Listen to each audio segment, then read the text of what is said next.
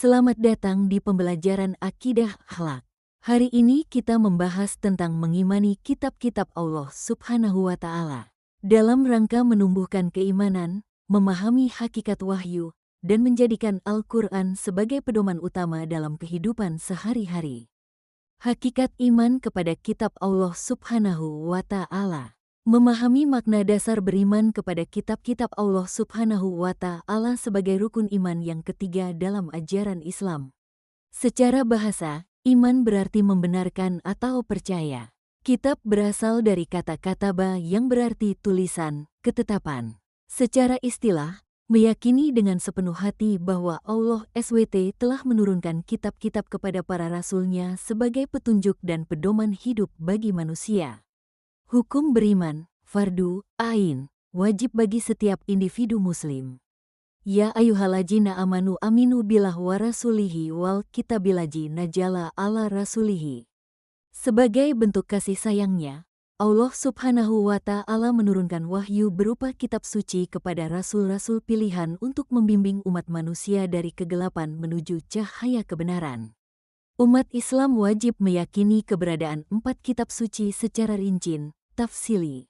Kitab Taurat diwahyukan kepada Nabi Musa alaihi salam, kitab Zabur diwahyukan kepada Nabi Daud alaihi salam, kitab Injil diwahyukan kepada Nabi Isa alaihi salam, kitab Al-Quran diwahyukan kepada Nabi Muhammad sallallahu alaihi wasallam. Mengenal kitab suci dan penerimanya. Kitab Taurat diwahyukan kepada Nabi Musa alaihi salam pada abad ke-12 sebelum Masehi dalam bahasa Ibrani kepada umat Bani Israel. Kitab Zabur diwahyukan kepada Nabi Daud alaihi salam pada abad ke-10 sebelum Masehi dalam bahasa Kipti, Sabt, kepada umat Bani Israel. Kitab Injil diwahyukan kepada Nabi Isa alaihi salam pada abad pertama Masehi dalam bahasa Suryani kepada umat Bani Israel.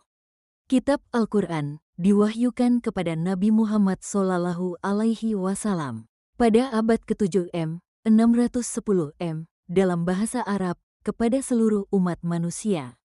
Perbedaan antara kitab suci dan suhuf.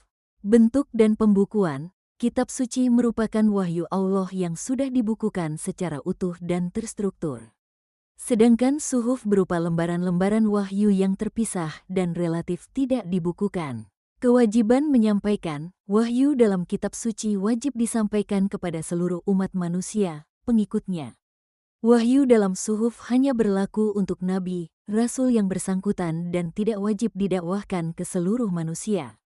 Kelengkapan isi ajaran dalam kitab suci sangat lengkap mencakup akidah, syariat, dan akhlak. Sedangkan isi suhuf lebih sederhana, umumnya memuat nasihat dan pujian. Nabi penerima suhuf, Nabi Adam, 10 suhuf, Nabi Syits, 50 suhuf, Nabi Idris, 30 suhuf, Nabi Ibrahim, 10 suhuf, dan Nabi Musa, 10 suhuf sebelum Taurat. Isi pokok kandungan Al-Quran, akidah dan tauhid, prinsip keyakinan mendasar tentang keesaan Allah, malaikat, kitab-kitab, nabi, rasul, hari akhir, serta takdirnya. Ibadah dan muamalah, tata cara penghambaan langsung kepada Allah, ibadah mahdah, serta aturan hubungan sosial sesama manusia, muamalah.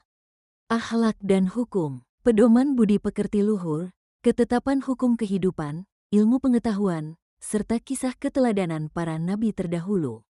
Keistimewaan Al-Quran dibanding kitab lain. Al-Quran adalah mukjizat terbesar Nabi Muhammad yang berfungsi sebagai pembenar dan penyempurnaan dari kitab-kitab suci sebelumnya. Tahapan diturunkannya Al-Quran. Tahap 1. Lauhul Mahfuz diturunkan sekaligus secara utuh di Lauhul Mahfuz atas kehendak Allah. Tahap 2. Baitul Izzah diturunkan ke langit dunia pada malam Lailatul Qadar di bulan Ramadan.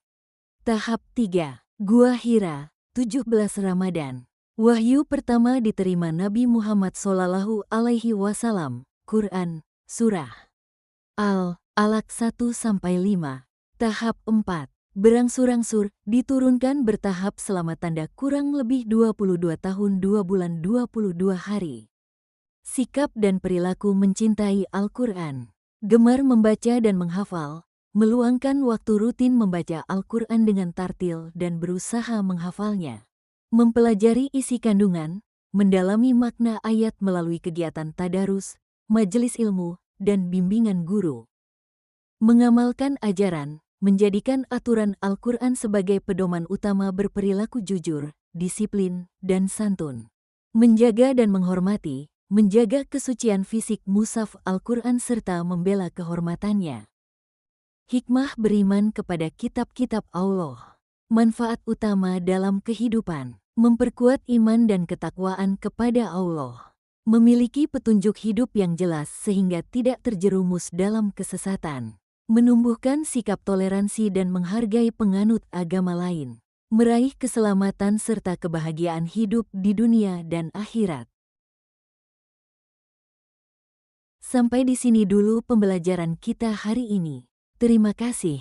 Membaca Al-Quran adalah cahaya bagi hati, dan mengamalkannya adalah kunci keselamatan hidup. Bacalah Al-Quran, jadikan pedoman. Bacalah Al-Hadis, jadikan pegangan. Wassalamualaikum warahmatullahi wabarakatuh.